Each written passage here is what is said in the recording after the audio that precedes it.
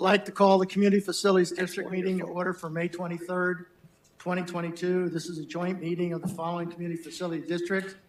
1, Community Facilities General District Number 1, Palm Valley Communities Facilities District Number 3, Community Facilities Utilities District Number 1, Wildflower Ranch Community Facilities District, Wildflower Ranch Community Facilities District Number 2, Cotton Flower Community Facilities District, Estrella Mountain Ranch Community Facilities District, King Ranch Community Facilities District, Centera Community Facilities District, Cortina Community Facilities District. Will the Deputy District Clerk please call the roll? Let the record reflect that all members are present.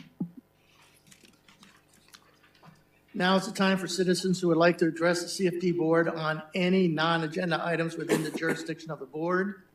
Are there any speaker cards? No speaker cards, Chairman. Does anyone in the audience wish to speak on a non-agenda item?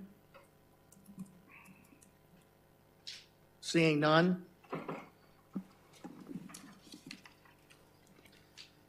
Will the Deputy District Clerk please read consent agenda items 1 through 11 by title only?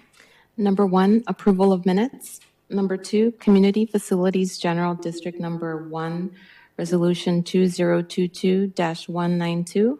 Number 3, Palm Valley Community Facilities District Number 3, Resolution 2022-068.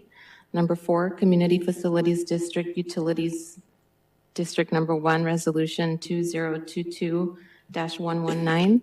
Number 5, Wildflower Ranch Community Facilities District, Resolution 2022-082.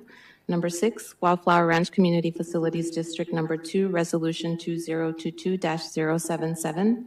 Number 7, Cotton Flower Community Facilities District, Resolution 2022-074.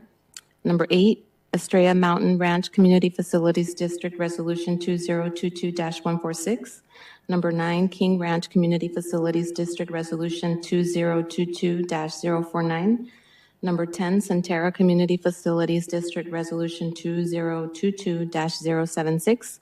Number 11, Cortina Community Facilities District, Resolution 2022-069.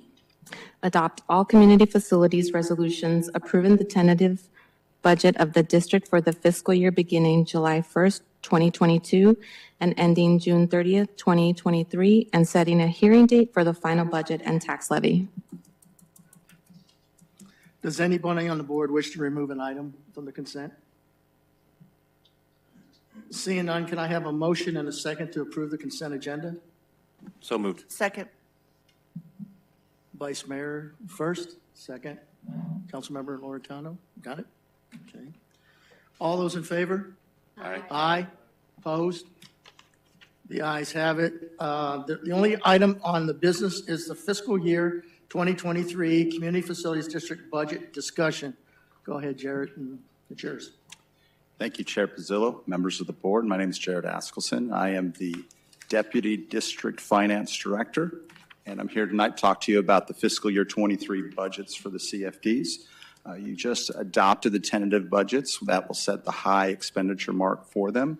We do have a couple of changes that staff's recommending for the final budgets, but we wanted to talk to you about those first. So real quick, just a reminder, a CFD is a special purpose district that finances, acquires, and constructs infrastructure within a specific geographic area, and then issues a property tax to pay for debt and operations and maintenance within that district. The city has 10 CFDs, and they are considered separate political divisions, which is why we're having a board meeting and not doing this in the regular city council meeting. And the mayor and council serves as the board. Normally, the budget process for CFDs is fairly simple. You look at next year's debt service schedule, and you see how much the debt service expenditures will be, and then you set a levy to meet those expenditure requirements. A few things that can throw a curve would be changes in state statute, or if a CFD was coming to the end of its debt service schedule, or if we need to acquire more infrastructure within a CFD. And tonight we're going to be talking about all three of those. So we'll be talking about the results of the prepaid debt last year that were the result of changes in state statute. We have a requiem for a district potentially. We have Wildflower CFD, which is coming to the end of its debt service schedule in the upcoming fiscal year 23. And finally, it's looking like we need to resume infrastructure acquisition within Estrella Mountain Ranch. We'll start with the results of the prepaid debt from last year. So at the end of last fiscal year, while we were adopting the budget, a new state statute was enacted that capped our fund balance in our debt service funds to no more than 10% of future debt service payments. This required us to prepay some of the debt and use fund balance within 7 of those districts. 2 of those districts, though, it would have not been financially advantageous to prepay any debt, so we actually lowered those rates. Those were within Cortina and Cotton Flower. We did say we would need to manage those rates to avoid any types of fluctuations in rates from year to year, to avoid property tax shock on the residents within those districts. So within Cortina, the tentative budget actually maintained the rates as the same as last year, and we were utilizing debt service fund balance to make ourselves whole to pay for those debt service payments. Within Cotton Flower, however, the tentative budget has an increase in the rate to about $2.11 from $1.94. However, we're recommending that we utilize operations and maintenance fund balance and maintain that rate at $1.94 in the upcoming year. We will also be spending the remainder of the debt service fund balance during fiscal year 23. We expect that we will continue to maintain and keep an eye on these 2 CFDs over the next couple of years as we avoid having any type of fluctuations in the rates here. And with that, I'll stop to take any questions on this recommendation. Any comments? Seeing none, continue. We'll move on to Requiem for a District. So Wildflower District is going to have its last debt service payment within fiscal year 2023. You can see the list of all of the districts here in order of when they will have their last payment. So we won't have this discussion again for a few years when Wildflower number 2 comes up in 2026. You also see on this slide the remaining bond authorization for each of the districts. So the next 3 districts, Wildflower, Wildflower 2, and Cotton Flower, all have less $600,000 or less of remaining bond authorization.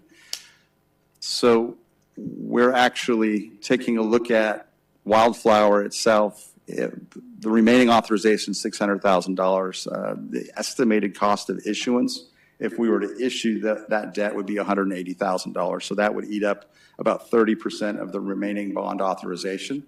So staff is not recommending that we use that additional debt because of how much of it is going to be used on the cost of issuance.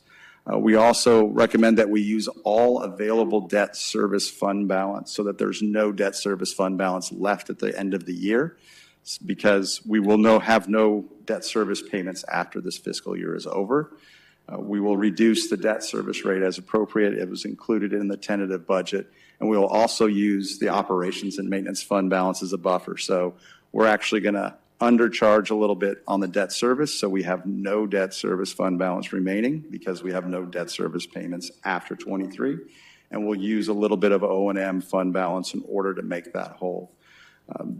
These are the decisions or the recommendations that we're making for fiscal year 23. We will need to return to the board to kind of get an idea of what do we want to do with Wildflower CFD once all of the debt service payments have been made in 23. But for right now, these are the recommendations to get us into the next budget year. Any questions on that? Look around. Anything? No. Finally, Estrella Mountain Ranch, it has its rate fixed at $1.30 per $100 of assessed valuation based on a development agreement that we have. Any shortfall, so if that rate doesn't generate enough property tax to pay for all of the debt service or expenditures within the district, the developer makes up that shortfall. And then anytime we have a surplus, that's when we need to look at doing additional acquisition within Estrella Mountain Ranch. So over the last few years, you can see our debt service payment in 2019 exceeded the levy amount, and we received a shortfall payment from the developer, and again in 2020. In 2021, we were just about equal, and then last year, for the first time, the levy amount exceeded what the debt service payment was. And again, in this fiscal year, we're exceeding by an even greater amount. So it's about $350,000 annually for 2023 and beyond. It would generate approximately $4 to $4.5 million under conservative estimates of additional acquisition. However, we did not include it in the budget, and we will issue debt probably sometime in fiscal year 23. However, we will return to the board to get authorization and look for a budget amendment at that time. So we will not make a change to the budget. We will not include it in the budget, but when we return for authorization from the board to use that, we will get a budget amendment at that time. Any questions about that one? Go ahead. Is the developer still, the new developer, are they going to assume this debt service for CFDs? And it's going to just continue as it has been in the years past? And it's not going to be a new development? Board Member Campbell, exactly. We'll be working with the new developer on this. That is part of the reason why we don't have a number of how much that infrastructure acquisition would be, because they may say, we would like to get a larger amount, and then they would have to make up any shortfall. But it will be working with the new developer on this one. With the same terms that if there is a shortfall, they will make up the That is balance. correct. Okay. That is correct. Thank you. Right. Go ahead. I'm not sure what infrastructure acquisition is. Would you just mind telling me? So infrastructure acquisition, Board Member Kano, is the purchase of streets or any types of utilities, water lines, sewer lines that are built within the district, and the CFD is specifically designed to build those types of infrastructures. So the plan is there would be acquisition as EMR continues to grow? That is correct. Thank you. Anybody else? Go ahead. Any other questions or discussion? If not, we'll move forward with the recommendations that we brought tonight and look forward to seeing you on the 6th when we adopt the final budgets. Thank you for the presentation. The next joint Community Facilities District meeting will be held on June 6th, 2022. No further business. This meeting is adjourned.